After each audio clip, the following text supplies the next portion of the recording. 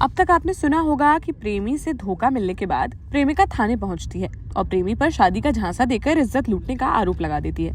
लेकिन अब मध्य प्रदेश के रीवा जिले से प्रेम प्रसंग का ऐसा मामला सामने आया है कि जिसे सुनकर पुलिस भी कश्मकश में पड़ गई कि आखिर आरोपी प्रेमिका पर किस धारा में मुकदमा दर्ज कर उस पर कार्यवाही की जाए। फिर विधिक राय लेने के बाद पुलिस ने प्रेमी को करीब 80 लाख रुपए का चूना लगाकर किसी और लड़के के साथ शादी करने जा रही आरोपी प्रेमिका के खिलाफ धारा 420 के तहत केस दर्ज करते हुए मामले की जांच पड़ताल शुरू कर दी है। जिस लड़की ने अपने प्रेमी को लाखों का चूना लगाया है वह पूर्व विधायक की भतीजी बताई जा रही है।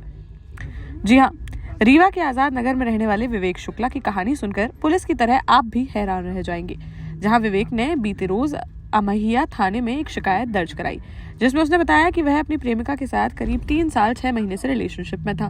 प्रेमिका ने विवेक से शादी का वादा भी किया था और फिर लाखों की नकदी व महंगे गिफ्ट समेत करीब 80 लाख रुपए लेकर वह फरार हो गई। विवेक ने पुलिस को प्रूफ दिखाते हुए बताया कि उसने अपनी प्रेमिका को ऑनलाइन 45 लाख रुपए से ज्यादा भेजे हैं, 3 आईफोन गिफ्ट किए हैं, 3.5 लाख से ज्यादा की खरीदारी कराई, 41,000 की एक एप्पल वॉच, 27,000 रुपए की घड़ी, 1,80,000 की डायमंड रिंग, 3 लाख से ज्यादा की साड़ियां, 2 लाख के जूते चप्पल, 25,000 का चश्मा व 2 लाख रुपए का हैंडबैग गिफ्ट किया है। इस तरह से विवेक ने कुल 80 लाख रुपए अपनी प्रेमिका पर खर्च कर डाले और अब वह उसे छोड़कर अपने पुराने प्रेमी से शादी करने जा रही है।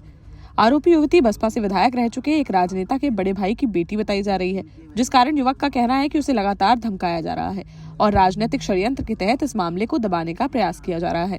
मेरा नाम विवेक है। मेरी एक लड़की से दोस्ती थी, आस्था उर्मलिया, सन ऑफ ब्रिजेश उर्मलिया, ग्राम क्षेत्र डभौरा। लगभग अगस्त 2021 में से दोस्ती हुई। उसके कुछ ही महीने बाद इन्होंने शादी का प्रस्ताव रखा। उसके बाद महाकाल मंदिर में कस्में वगैरह खाई चलकर साथ में। उसके बाद ये पैसे का लेन देन इन्होंने शुरू करवाया मेरे से। लगभग आपको दिखाना चाहूँगा यहाँ पर 165 या 66 बार भी इन्होंने लगभग 20 लाख रुपए या 22 लाख रुपए अकाउंट में लिया है, खुद के अकाउंट में लिया है। इसके अलावा 2 लाख रुपए अपनी बहनों के अकाउंट में लिया है, कैश लिया है और इसमें डायमंड रिंग लिए हैं, एप्पल के फ़ोन लिए हैं, एप्पल की घड़ियाँ ली हैं और इसके अलावा गिफ्ट्स, कपड़े और ये बहुत सारी चीज़ें इसमें ऐसी हैं जिसका इन्होंने स्कैनर भेजा है, लिंक भेजा है, इसमें पेमेंट कर दो, हेयर कटिंग का ये सारे जो एविडेंस हैं ये हमारे पास यहाँ पे इनकी चैट जो है वो रखी हुई है 2021 से आगे की। ये सब हिस्ट्रीज़ हैं, आपको बताना चाहूँगी इसमें सब। और इनके फादर ने इसके बाद इन्होंने किसी और से सगाई कर ली। फिर हमने पैसे की अपनी डिमांड रखी, हमारे पैसे वापस किए जाएं, तो जान से मारने की धमकी दी गई। हमारे घर में अज्ञात लोग घुसे जिसकी हमने शिकायत भी की। उसके बाद उचित कार्यवाही नहीं हुई, लेकिन हाँ उसके बाद माहौल शांत हुआ। फिर हमें फर्जी मुकदमे फंसाने की पूरी कोशिश की गई। कामयाब ना होने के बाद फिर हमें फ़ोन किया गया कंप्रोमाइज़ के लिए स्वीकार किया गया। मेरे पास उसकी वॉइस रिकॉर्डिंग है कि हाँ हम पैसे देंगे, अब स्वीकार कर रहे हैं। लड़की के पिताजी के पैसे देंगे, हमारी बेटे ने लिया, उसके लिए हमने एक जो रिकॉर्डिंग है सभी को दे दी। लेकिन पैसे देने से फिर ये मुकर गए और हमें फिर से धमकियाँ लगातार दी जा रही हैं। और ये पूरी तरह से सुनियोजित तरीके से इस चीज़ को मेरे साथ धोखा किया गया। पूरी प्लानिंग थी क्योंकि इनकी शादी 7 साल पहले से कहीं फिक्स थी, जिसके साथ इनका घूमना फिरना काफ़ी कुछ था, जिसके एविडेंस भी हम आपको सुपुर्द कर देंगे। उसके बाद भी इन्होंने हमारे साथ छल कपट किया, शादी करूँगी, मैसेज ऐसे हज़ारों मैसेज इनके पड़े हुए हैं, चैट में पड़े हुए हैं, वो सब कुछ हमने यहाँ सुपुर्द कर दिया। फिर हमने इसकी शिकायत जो शिवा अग्रवाल सर है उनके यहाँ की प्रकरण।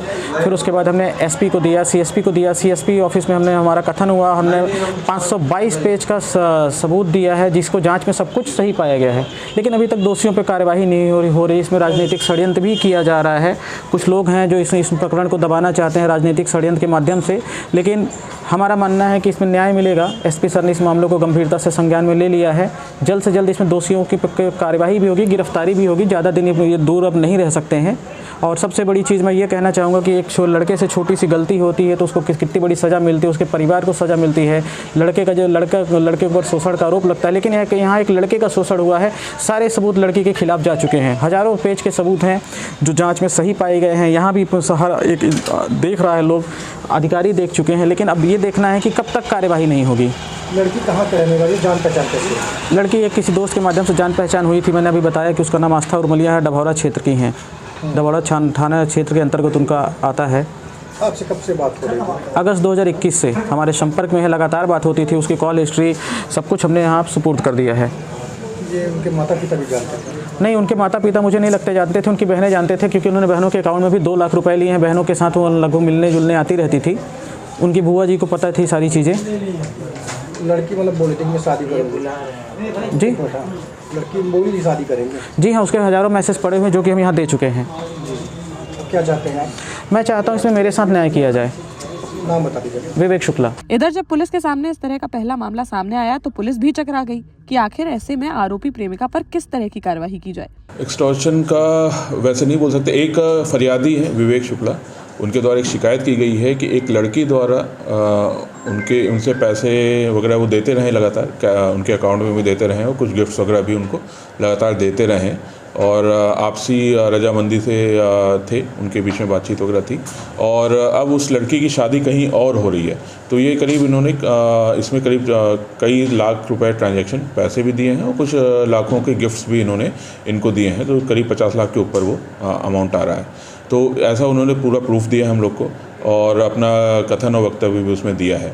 अभी इसमें हमको जो दूसरा पक्ष है उसका भी कथन लेना है और इसमें विधिक राय की बहुत आवश्यकता है, क्योंकि इस तरह का ये केस कहीं पे हमारी जानकारी में नहीं है कि इस तरह का कोई केस हुआ है। तो उसमें विधिक राय कि क्या इसमें कोई वैधानिक प्रोविजंस होंगे जिसमें इसमें कुछ हम FIR वगैरह या कोई वैधानिक कार्रवाई कर सकते हैं, उसको देखते हुए विधिक राय के अनुसार इसमें आगे की कार्रवाई की जाएगी।